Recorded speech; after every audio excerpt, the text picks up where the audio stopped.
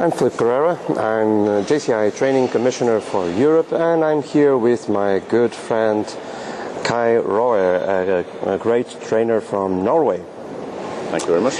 And I asked Kai if he could give us some tips, because he's from the Nordic country, so more engaged in time management than the Portuguese.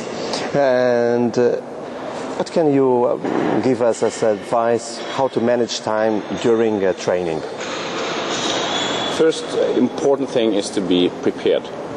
Knowing your content means that you know parts that you can take out if you see that you don't have time enough. And also knowing your content means that you can add more time to, for example, exercises, or go into examples if you see that, okay, now I have a little extra time, so I can tell this story about whatever topic relevant to the training. So it works like a buffer.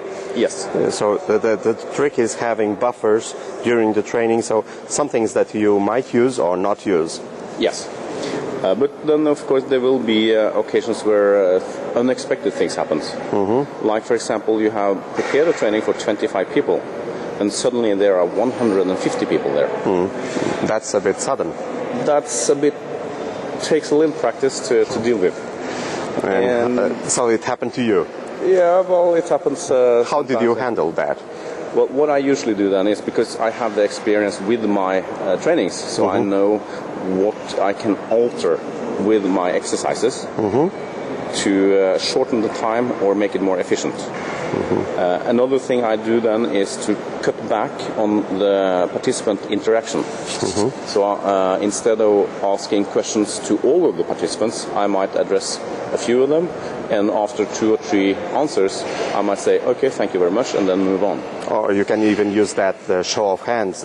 How many people think that this is this? Exactly. And then they show their hands instead of giving their opinion that will be more elaborated in terms of time. Exactly. Or what I saw today, actually, in a training done by Dorothy Weber from Germany.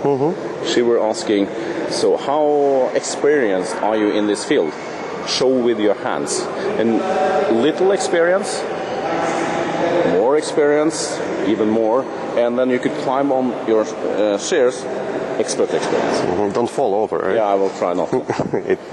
So using things like this really are helpful. And of course, I always use a timekeeper. Sometimes I use my own thing, like this great iPhone thing. Oh, that's advertising. This is advertising. I wish I could make money on this thing. But I then have a countdown. And this I can put on silence mode. So I can just put it on the table in front of me.